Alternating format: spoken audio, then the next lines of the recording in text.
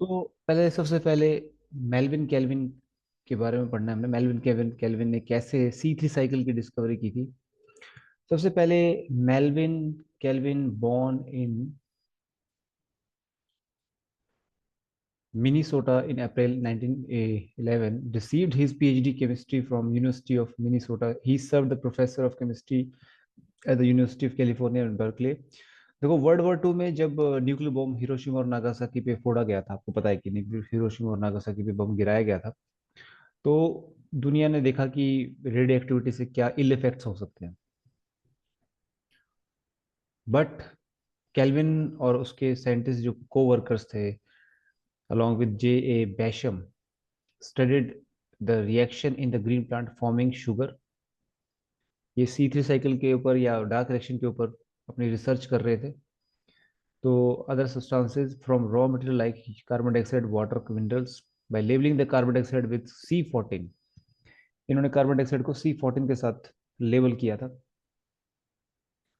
और इन्होंने ये देखा, Kelvin proposed that plants change light energy to chemical energy by transferring the electron in an organized array of pigment molecules and other substances। कि light reaction के दौरान chemical light energy chemical energy में convert होती है, कैसे electron को transfer करके electron transport chain के जरिए, जो हम पढ़ चुके हैं अभी रिसेंटली लेक्चर में।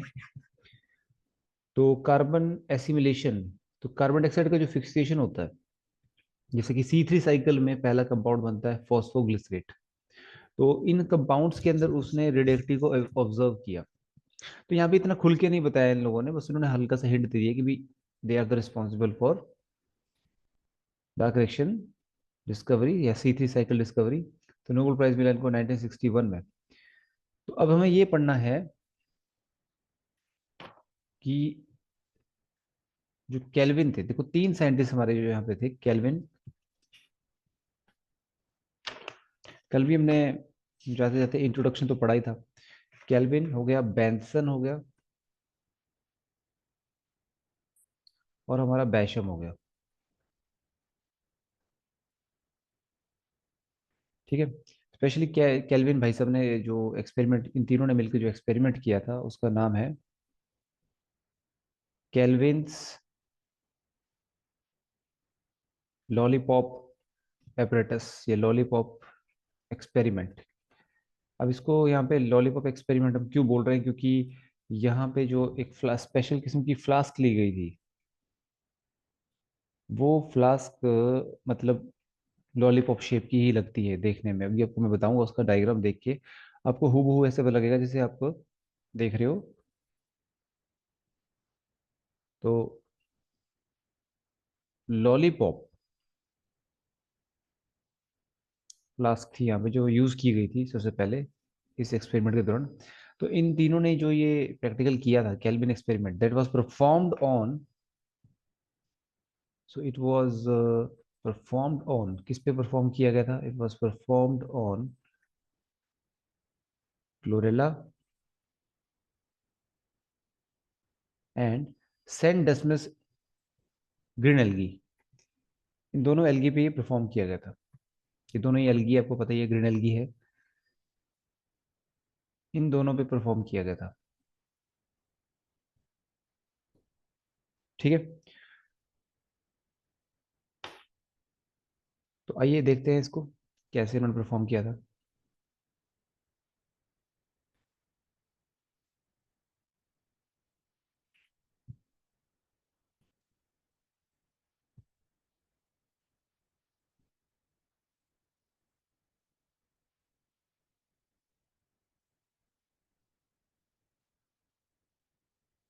इस तरह से अपने इस डायग्राम को बनाना है यहाँ पे।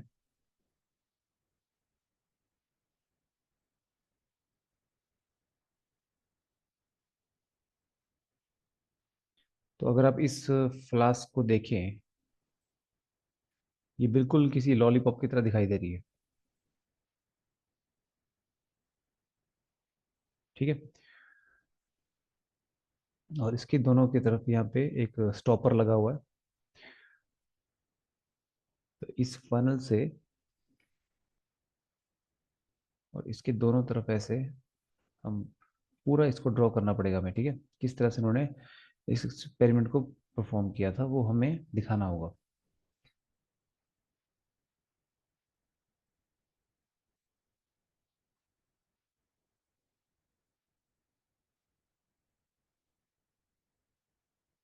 दे use both on the both side powerful electrical lamp. क्यों इस लैम्प का इस्तेमाल उन्होंने यहाँ पे किया, ये हमें देखना है। ठीक है।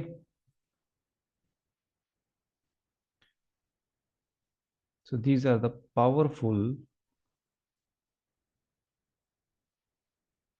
Electrical lamp.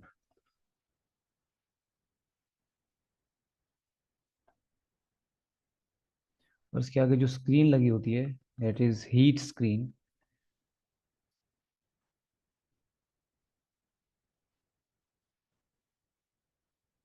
तो इसका स्टेप बाय स्टेप हम जो प्रोसीजर है वो भी पढ़ेंगे। तो इस फ्लास्क के अंदर देखो, एक्चुअली बेसिकली यहाँ पर एक इंजेक्शन का इस्तेमाल, सिरिंज का इस्तेमाल किया जाएगा।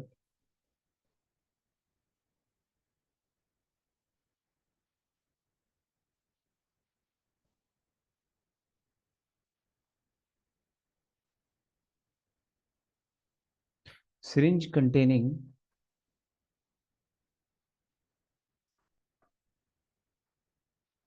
NaH14 CO2 solution।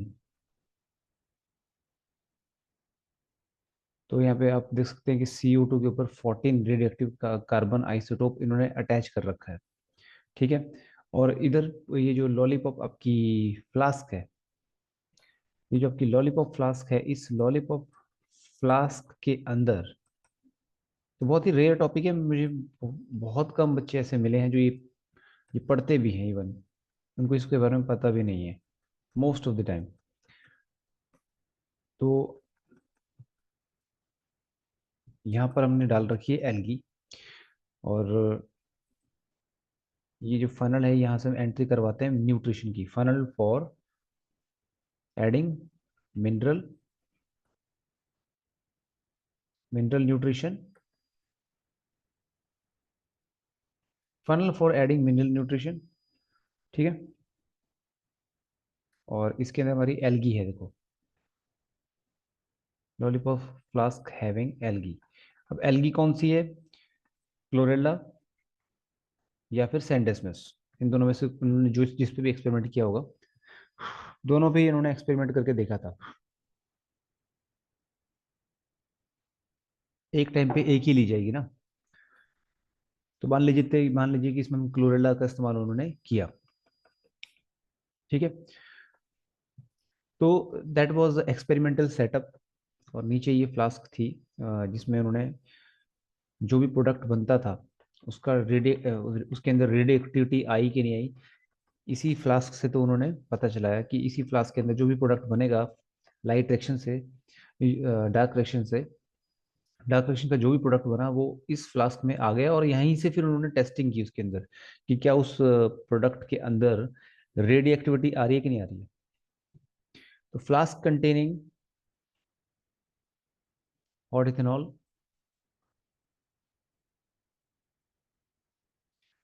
तो that was the experimental setup, इस तरह से उन्होंने एक्सपेरिमेंट अपना किया। ठीक है। तो आपने इसके नीचे लिखना है हमेशा, ये जो एक्सपेरिमेंट था आपका लॉलीपॉप एक्सपेरिमेंट। ठीक है। तो अभी इसके हमने प्रोसीजर आपको नहीं बताया, प्रोसीजर में बताते हैं, अभी हमने सिर्फ इसका डायग्राम बनाया है। तो डायग्राम के नीचे हमेशा लिखना होता है Calvin's lollipop apparatus. It is a very rare topic, आप ये याद रखना, ये बहुत रेयर टॉपिक है, कैसे उन्होंने डेसिफर किया था C3 साइकिल को। ठीक है।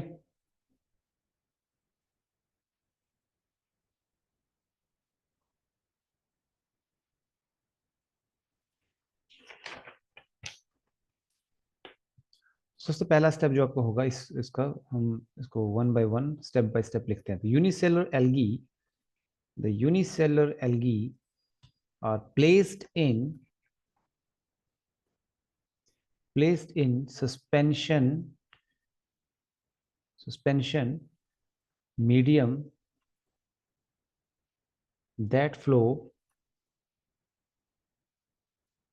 at constant rate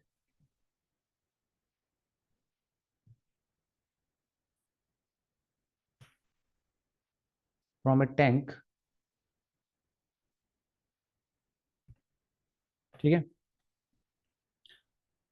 second, when photosynthesis, मतलब आपको एल्गी को ऐड कर दिया आपने, और लगातार आप एल्गी को ऐड भी कर सकते हो अगर जरूरत पड़ी तो. व्हेन फोटोसिंथेसिस इज स्टेशनरी, तो अब इस दोनों तरफ जो कॉर्क लगे हैं, दोनों तरफ जो स्टॉपर लगे हैं, उनको बंद कर दिया गया, और अब लैंप के जरिए इसको एनर्जी दी जा रही है इस लाइट एक्शन को होने के लिए. ठीक है.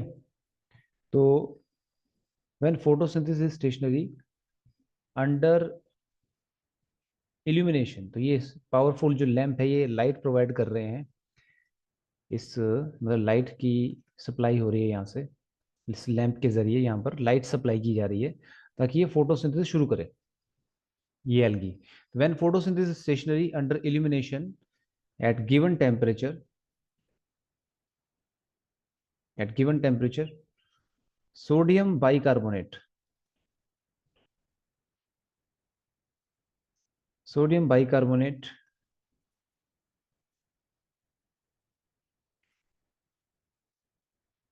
तो आपका यहाँ पे जो सोडियम बाइकार्बोनेट है,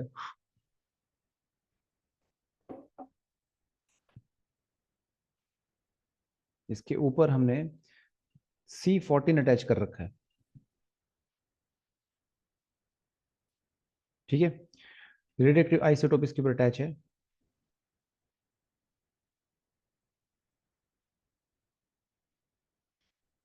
NaHCO2,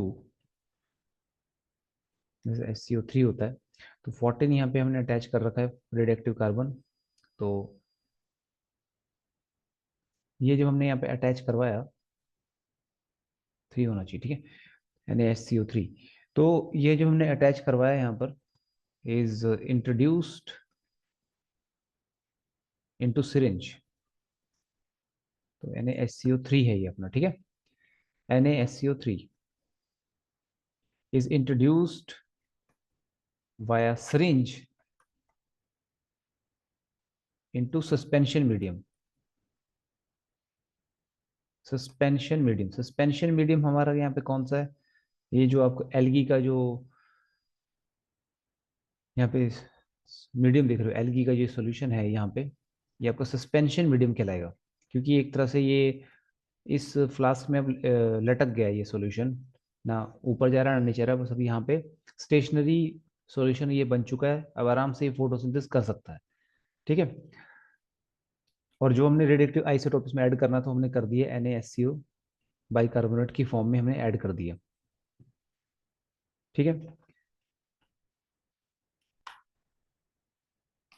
देन थर्ड स्टेप में incubation in presence of C14. अब जब लाइट रिएक्शन होगा, लाइट रिएक्शन के बाद क्या होगा? डार्क रिएक्शन भी होगा. सबसे पहला स्टेप तो डार्क रिएक्शन, लाइट रिएक्शन होता है, तो लाइट रिएक्शन के तुरंत बाद क्या होता है? Dark reaction. तो ये C14 जो ये CO2 है जो यहाँ से निकलेगी, वो CO2 इस्तेमाल कौन करेगा? ये एल्गी यूज इस्तेमाल करेगी. CO2 का फिक्सेशन होता है, तो आपको पता है रुबिस्को एंजाइम जो है वो पहला प्रोडक्ट बनाता है, phosphoglycerate. incubation in the presence of C14 is limited to suspension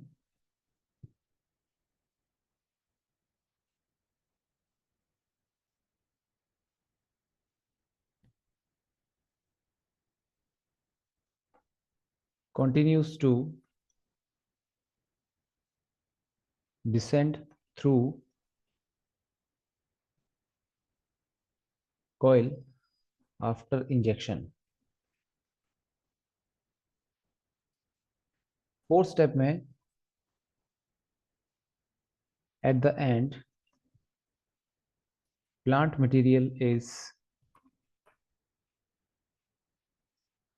fixed in boiling ethanol,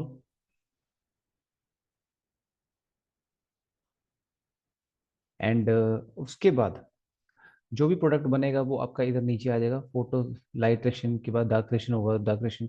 याद रखिए जो सोडियम बाइकार्बोनेट हम यहाँ इस्तेमाल कर रहे हैं, ये CO2 रिलीज करेगा, और CO2 एल्गी इस्तेमाल करेगी, और एल्गी उस CO2 से कार्बन फिक्सेशन करके जो भी प्रोडक्ट बनाएगी वो, और जो भी डार्क रिएक्शन में प्रोडक्ट बनेंगे वो सारे यहाँ आ जाएंगे। और बॉइलिंग इथेनॉल में हम इसको डालेंगे। उसके बाद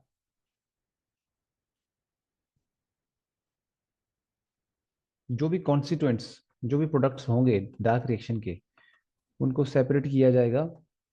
2 डायमेंशनल क्रोमेटोग्राफी से इन्होंने सेपरेट किया था। Constituents present in extract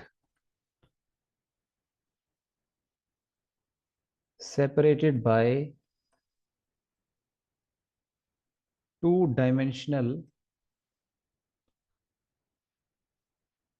chromatography. 2 dimensional chromatography, chromatographic separation हुआ इनका, इन प्रोडक्ट्स का, जो भी कार्बन कंटेनिंग कंपाउंड्स थे। तो CO2 का जो भी फिक्सेशन होता है वो कार्बन कहाँ जाता है? सबसे पहला प्रोडक्ट तो PG है। C3 साइकिल में जो भी प्रोडक्ट्स होते हैं उनमें जो कार्बन आता है वो कहाँ से आता है? CO2 से आता है। 2 डायमेंशनल क्रोमेटोग्राफी से उनको सेपरेट किया हमने, and after that chromatogram prepare किया गया। क्रोमेटोग्राम इज देन, जो भी प्रिपेयर किया गया उसको एक्सरे से आपने डार्क रूम में ले जाके उसके ऊपर एक्सरे डाली, x red in the dark, dark room में ले जाकर उसके ऊपर एक्सरे डाली। तो black spots,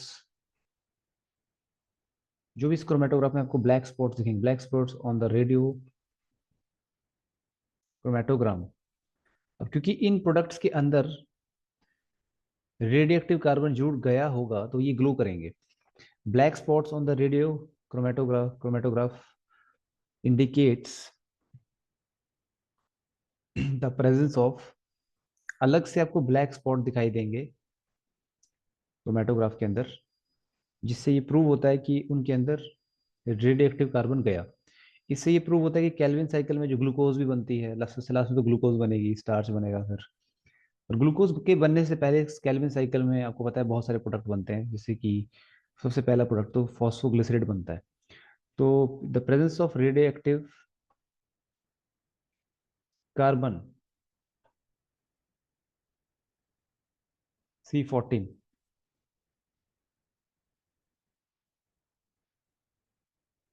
in different compounds, different compounds, ठीक है। तो लास्ट स्टेप में क्या किया गया? अब जो ये जो डिफरेंट कंपाउंड्स है, in order to identify these compounds,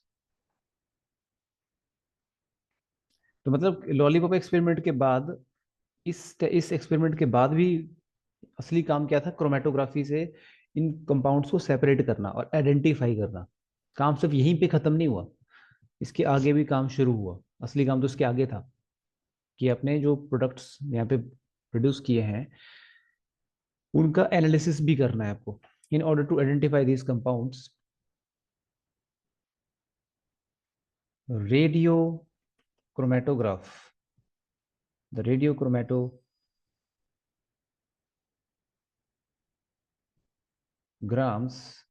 radio chromatograms are with compared with chromatogram, chromatogram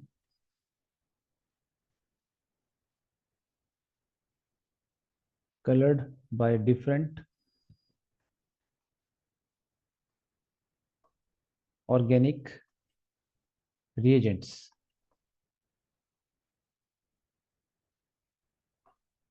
specific to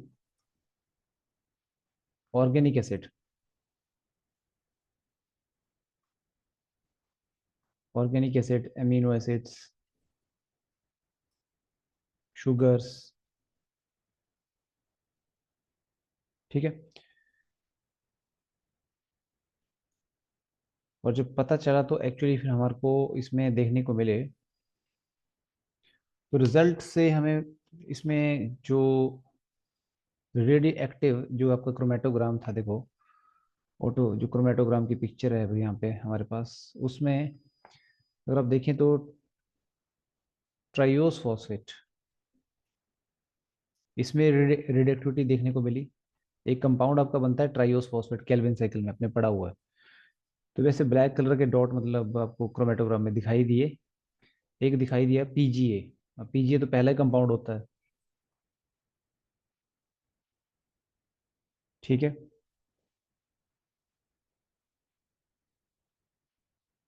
RuBP, RuBP भी CO2 का एक्सेप्टर होता है केल्विन साइकिल में। सो मतलब रिजल्ट showed the phosphoglycerate,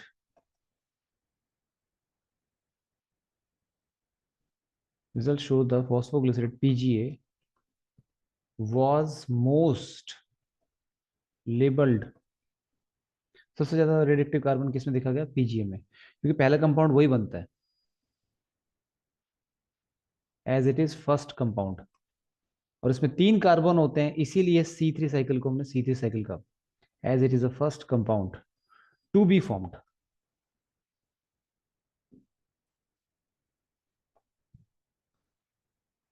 तो अदर कौन कौन से थे? अदर्स आर ट्राइयोस फॉस्फेट, आपको पता ही है,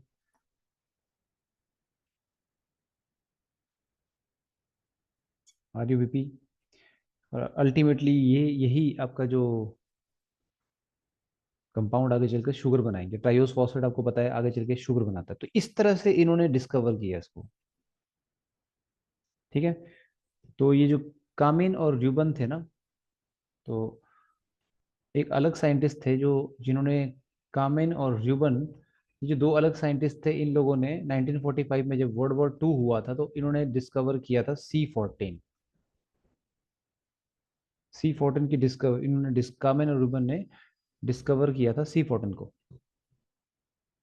तो बस इसी का इस्तेमाल उन्होंने किया इस एक्सपेरिमेंट में। इन तीनों ने इसका एक्सपेरिमेंट अपने लॉलीपॉप एक्सपेरिमेंट के अंदर किया। तो दैट वाज द डिस्कवरी। और इसी पे फिर मैं आपको एक ऑब्जेक्टिव क्वेश्चन भी करवाता हूँ। देखो जो आपने अभी इतना पढ़ा, तो एक क्वेश्चन तो हमें बनता है करना। Melvin kelvin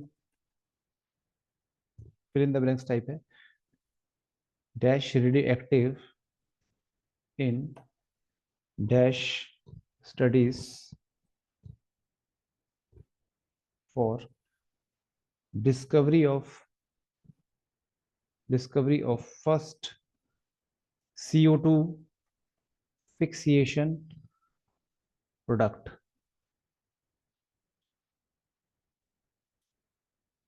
A option is 14 carbon fungal photosynthesis.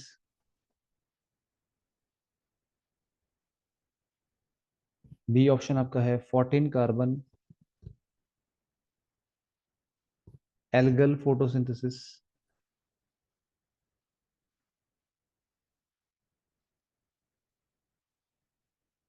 Then C option हमारा है 15 नाइट्रोजन फंगल फोटोसिंथेसिस,